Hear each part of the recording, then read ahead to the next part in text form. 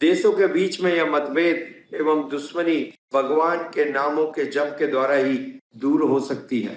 आज जो सारे देश एक दूसरे के ऊपर वैमनस्य रखते हैं, ईर्ष्या करते हैं, शत्रुता के कारण युद्ध कर रहे हैं, ये सब दूर हो सकता है कब? जब हम ये जान लें कि भगवान परम ईश्वर है और ये सब कुछ उन्हीं का है। ईशावास्य मिदम सर्वम। जब सब कुछ उनका है तो हम आपस में अपने अधिकार के लिए झगड़े क्यों?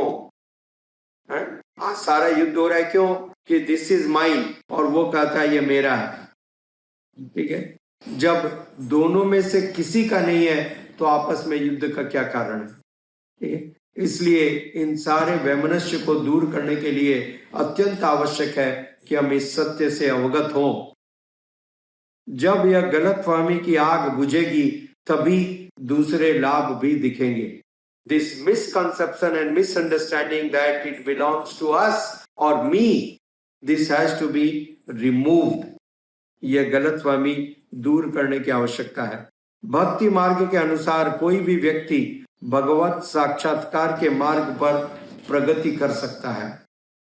इस भ्रांत धारणा को दूर किया गया है। कोई भी व्यक्ति, एनी पर्सन, वो किसी भी देश का हो, किसी भी प्रजाति का हो, उसका कोई भी बैकग्राउंड हो, बड़ा से बड़ा पतित हो, फिर भी यदि वो जो ही भगवान के प्रति शरणापन्न होता है, एक प्रामाणिक भक्त का आश्रय लेता है, he becomes qualified।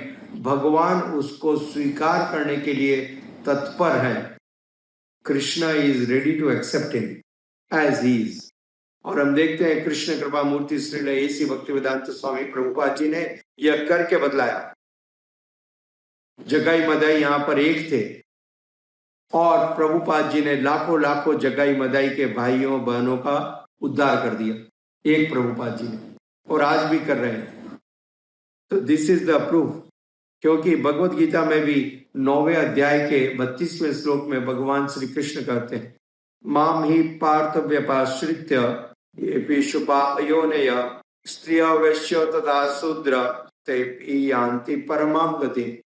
भले ही कोई स्त्रिय, वैश्य या शूद्र जाति का भी हो, वो भी यदि मेरे प्रति समर्पित होता है, मेरी भक्ति को स्वीकार करता है, तो तुरंत परम गति को प्राप्त करेगा।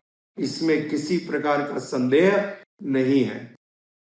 तो इस बात को फिर से समझिए, भगवान की भक्ति स्वीकार करना, उनके नाम को स्वीकार करने की योग्यता सभी में है, सभी कोई कर सकते हैं, और करने का परिणाम क्या होगा? परम गति को प्राप्त करेंगे। अब यदि कोई नहीं कर रहा है तो उसके लिए जिम्मेदार कौन है?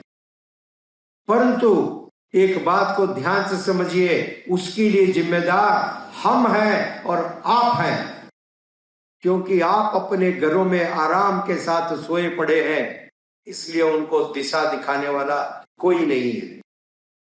राइट? उसकी जिम्मेदारी हमको लेनी पड़ेगी। कल भी मैंने इस बात की चर्चा की थी। We are responsible. Mahatma Gandhi ने कहा, ध्यान से सुनिए, अपना पल्ला झड़क देने से काम नहीं होता है। महात्मा गांधी ने कहा, if you are not a part of the solution, you are a part of the problem. Right? यदि आप समस्या को सुलझाने के लिए कार्य नहीं कर रहे हैं तो आप भी समस्या का एक भाग हो। समझ में आ रहा है? हम भी समस्या का एक भाग बन जाते हैं। इसलिए आवश्यकता है कि हम सॉल्यूशन का पार्ट लें, सॉल्यूशन का हिस्सा बने, और वो सॉल्यूशन है कृष्ण भक्ति का प्रचार। घर घर में प्रचार, प्रचार पुस्तकों के द्वारा, प्रभुपाद जी के प्रवचनों के द्वारा, प्रभुपाद जी के विचारों के द्वारा और वाणी के द्वारा। इसलिए हम सबको इस प्रचार कार्य का एक हिस्सा बनना है, डायरेक्टली और indirectly. Right? Then we become the part of the solution.